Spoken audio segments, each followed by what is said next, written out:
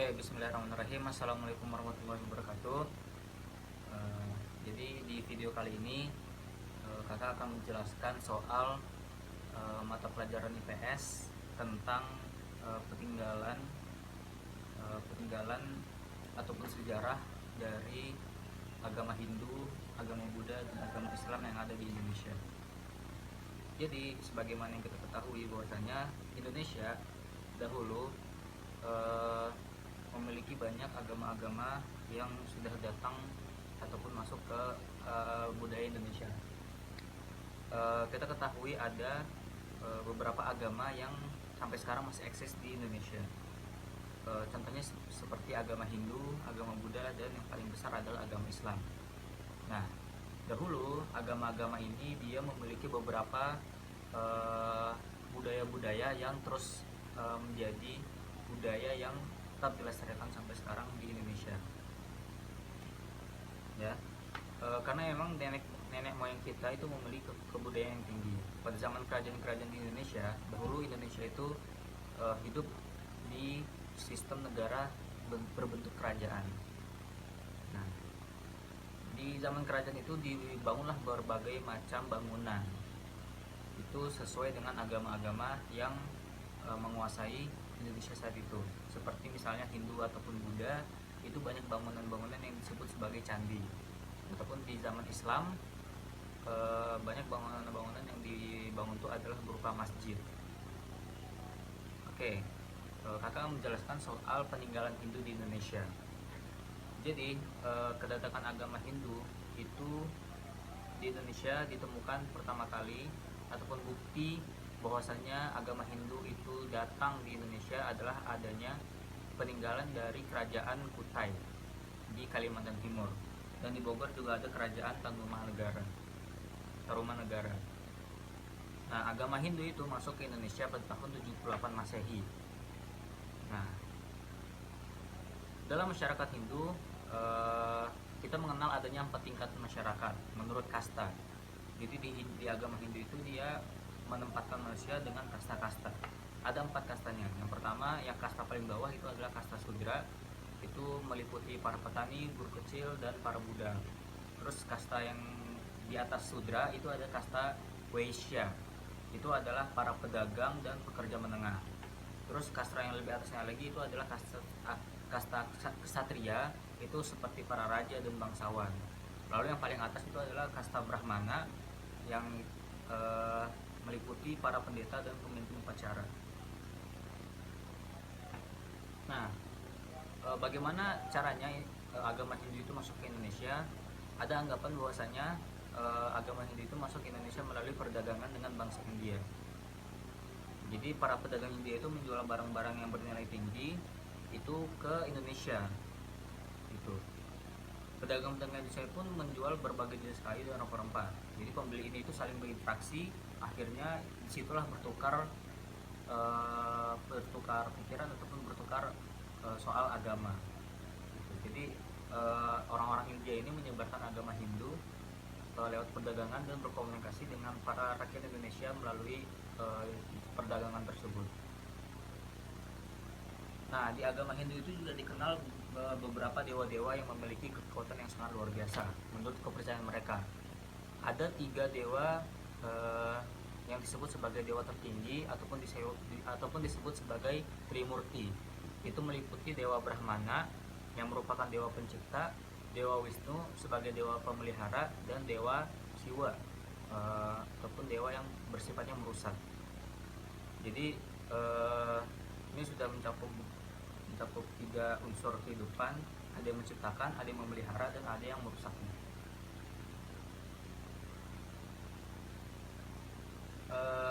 Kitab suci agama Hindu itu adalah Weda. Weda ini merupakan kitab yang berisi filsafat dan ajaran agama. Nah, jadi keseluruhan pikiran ataupun keseluruhan ajaran agama dari agama Hindu itu terdapat di dalam kitab Weda yang disebut sebagai Vedisme. Ya. Semua isi kitab Weda juga itu bersangkutan dengan upacara agama, terutama kurban. Jadi di agama Hindu itu juga ada kurban. Nah, kitab Weda itu terbagi menjadi 4 bagian disebut sebagai Caturweda. Di antaranya ada Rig Weda, Sama Weda, Yajurweda, dan Atharvaveda. Ya. Nah, jadi pada saat agama Hindu itu menguasai Indonesia, banyak kerajaan-kerajaan yang muncul dengan latar belakang agamanya itu adalah agama Hindu. Nah, yang tertua itu adalah Kerajaan Kutai yang terletak di Kalimantan Timur, dengan raja yang paling terkenalnya itu adalah Raja Mulawarman namanya. Itu adalah kerajaan pertama yang ada di Indonesia. Yang kedua, yang hampir sama dengan Kerajaan Kutai lamanya, itu adalah Kerajaan Tarumanegara yang yang sebagai raja terkenalnya adalah Purnawarman. Lalu kerajaan yang ketiga itu adalah Kerajaan Mataram kuno yang terletak di Jawa Tengah, dengan raja terkenalnya adalah Sanjaya dan Balitung. Lalu kerajaan selanjutnya itu adalah Kerajaan Kediri yang berada di Jawa Timur, dengan raja terkenalnya adalah Jayabaya. Lalu ada Kerajaan Singasari dengan raja terkenalnya itu adalah Ken Arok. Lalu ada Kerajaan Majapahit yang merupakan disebut-sebut sebagai kerajaan terbesar yang pernah ada di Indonesia, dengan raja terkenalnya itu adalah Hayam Wuruk. Nah, dari semua kerajaan itu dia memiliki beberapa peninggalan candi. Contohnya seperti Candi Muaratakus yang ada di Jambi, Candi Penataran yang ada di Jawa Timur, Candi Dieng yang ada di Jawa Tengah, dan yang sebagainya. Nah, candi-candi ini sebenarnya fungsinya sebagai apa sih? Jadi mereka ini berfungsi sebagai tempat untuk pemujaan terhadap dewa-dewa Trimurti tadi. Gitu. Nah, di dalam candinya itu ada banyak arca dan ruang khusus untuk pemujaan. Nah, Hindu adalah tentang kerajaan Hindu. Lalu selanjutnya adalah kerajaan Buddha. Nah, inti dari ajaran Buddha itu adalah dharma, atau sejumlah aturan atau kewajiban yang harus dilakukan oleh pengikutnya sebagai bagian dari alam semesta. Tuh. Nah, aturan dharma itu bertujuan agar manusia melepaskan diri dari kekangan karma agar mencapai kesempurnaan hidup, yaitu nirvana namanya. Nah, jadi tujuan dari agama Buddha itu adalah mengajarkan manusianya itu untuk menuju ke proses nirwana itu. Nah, sama seperti Buddha, mereka juga punya kitab suci yang disebut sebagai Tripitaka.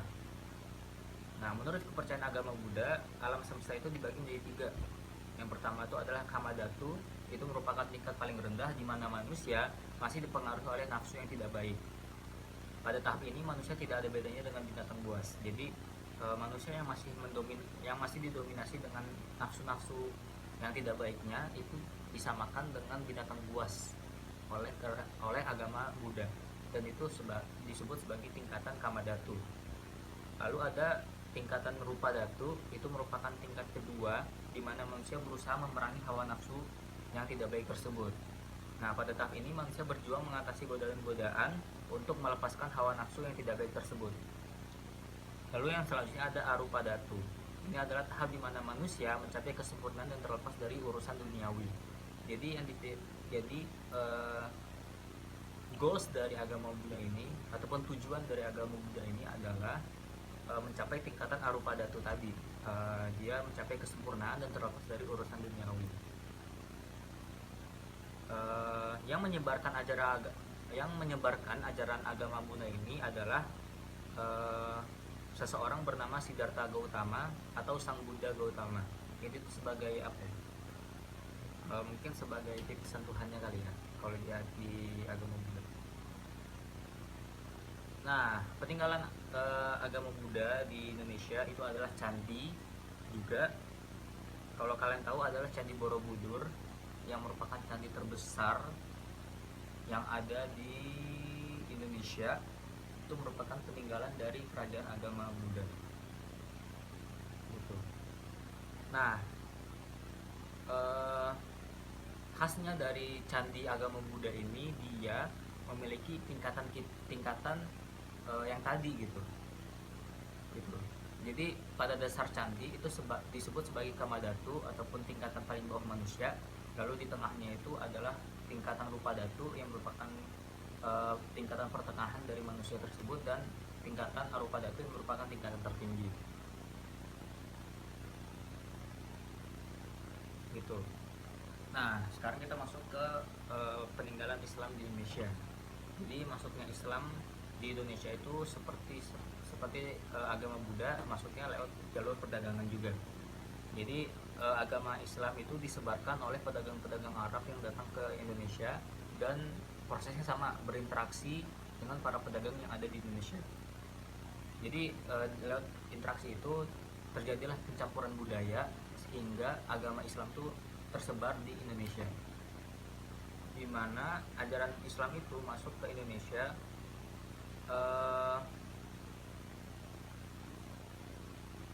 sekitar abad ke-14 atau sekitar tahun 1500-an.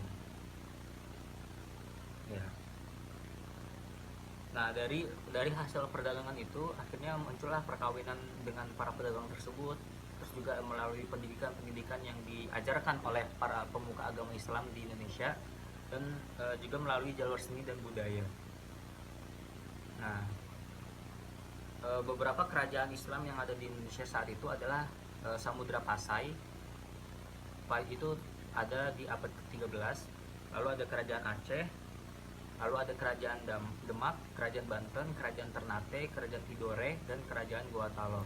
Nah, yang ingin kakak sampaikan adalah kerajaan Samudra Pasai ini termasuk kerajaan Islam tertua di Indonesia yang ada dari abad ke-13. Berarti kemungkinan besar agama Islam itu masuk ke Indonesia sebelum abad ke-13 atau sekitar abad ke-12. Nah, jadi banyaknya peninggalan sejarah yang ada di Indonesia ini itu menjadi tanggung jawab kita yang sekarang, bahwasanya kita harus bisa menjaga segala peninggalan sejarah tersebut. Nah, apa saja upaya-upaya untuk bisa menjaga kelestarian peninggalan sejarah tersebut? Yang pertama, kita harus menjaga keutuhan dari peninggalan agama-agama tersebut atau peninggalan kerajaan-kerajaan tersebut. Dan ini merupakan tanggung jawab bersama kita untuk bisa menjaga kelestarian ataupun keutuhan dari budaya tersebut. Oke. Sekarang kakak mau ngasih tugas, itu aja soal materinya. Tugasnya adalah tolong kalian rangkum, kalian tuliskan di secari kertas apa yang ada di video ini, materi apa aja yang ada di video ini. Jadi tolong kalian tuliskan di secari kertas, nanti difoto dan dikirimkan di grup. Oke, terima kasih. Assalamualaikum warahmatullahi wabarakatuh.